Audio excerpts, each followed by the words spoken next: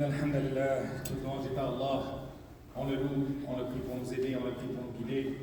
ونعوذ بالله من شرور أنفسنا وسيئات أعمالنا. On cherche refuge auprès d'Allah de nos propres mots et de nos mauvaises actions.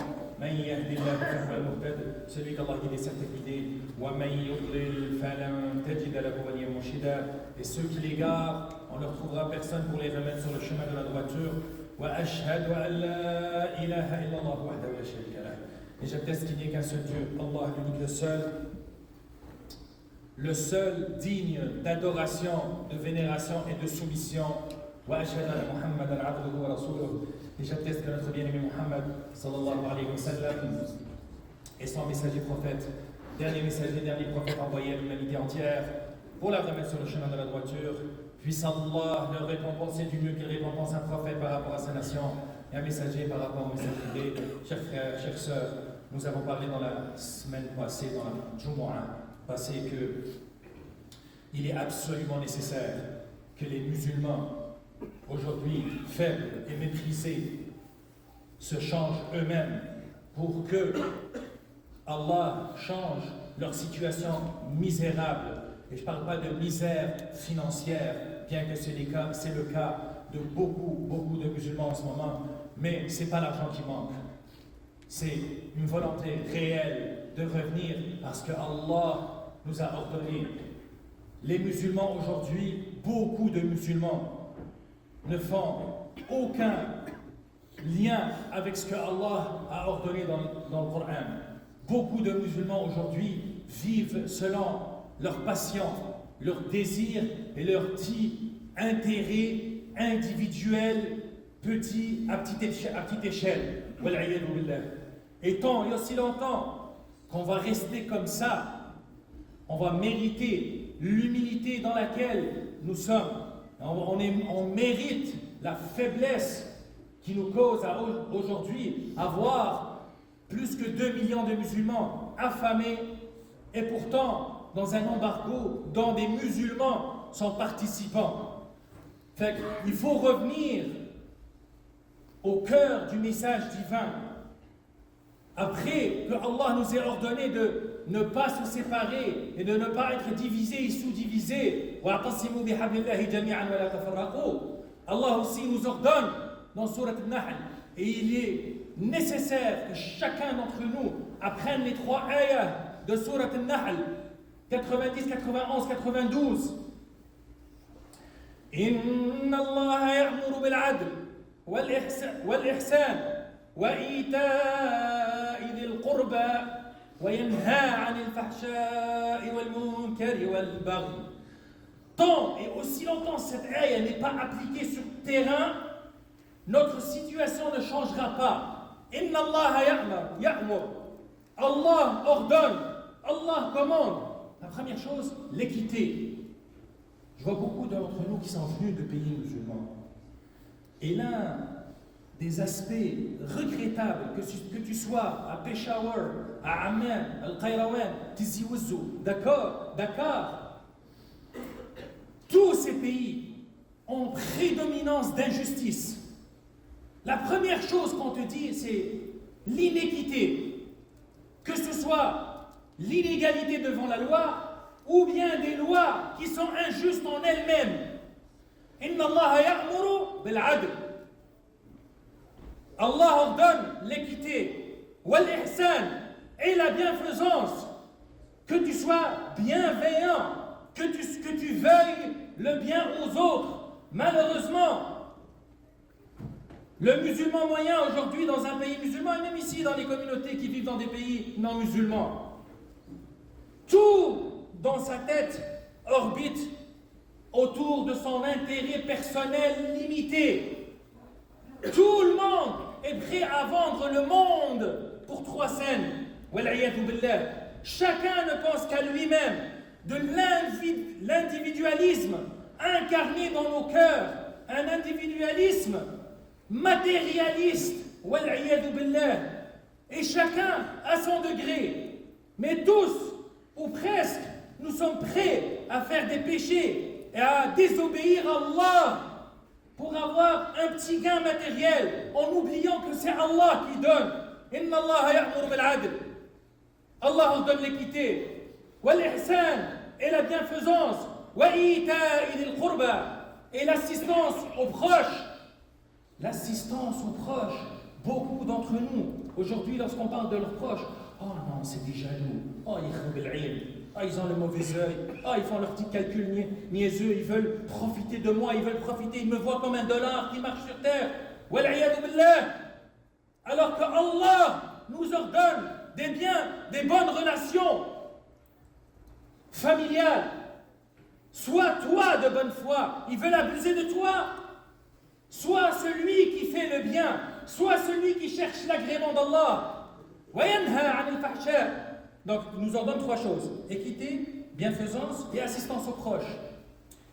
Parce qu'Allah veut que nous soyons dans des bonnes familles, non pas dans des sociétés individuelles, dans des sociétés microscopiques, bien que, wal'iyadu billah, ceci détruit la société à long terme, mais Allah veut que nous soyons dans des bonnes familles nombreuses. Et interdit trois choses.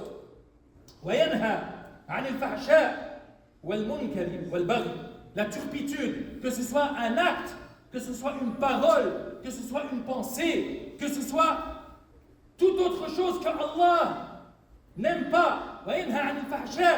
Aujourd'hui, si on va dans n'importe quel pays musulman, on va voir que beaucoup de gens sont vulgaires, au niveau de la langue, au niveau de la parole.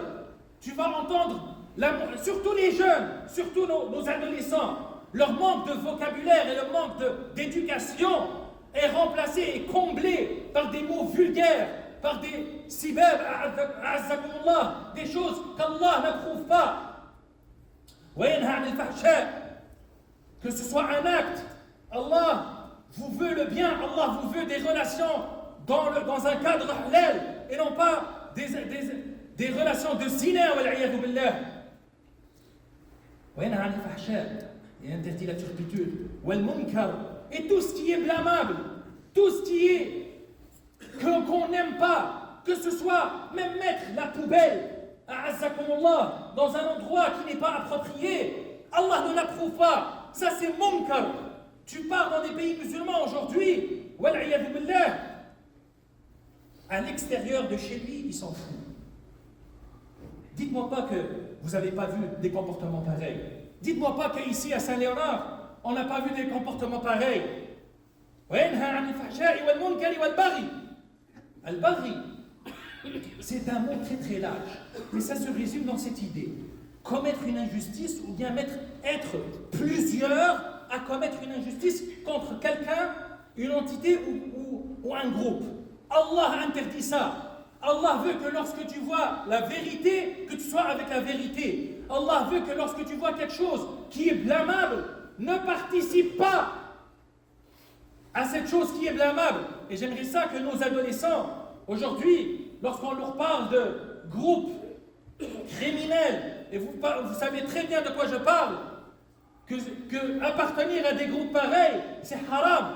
Haram à tous les niveaux. Que ce soit dans l'activité, que ce soit dans aider, que ce soit dans gagner de l'argent, de toute activité haram.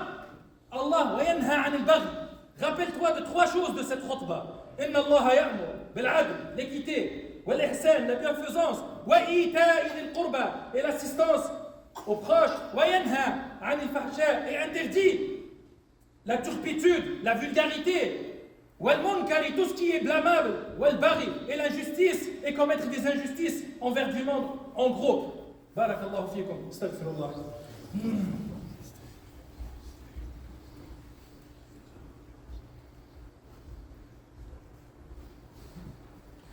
Alhamdulillah, hamdan kathiran kama amara. Louange à Allah, maintes et nombreuses comme il nous l'ordonne. Wassalatu wassalamu ala khairil bashar. Et paix et salutations sur le meilleur des hommes. Ya ayyuhalladhina amanu, ô vous qui croyez, sallu alayhi wa sallimu taslima. Priez sur lui et adressez-lui vos salutations. Allahumma salli wa sallam wa barik alayhi.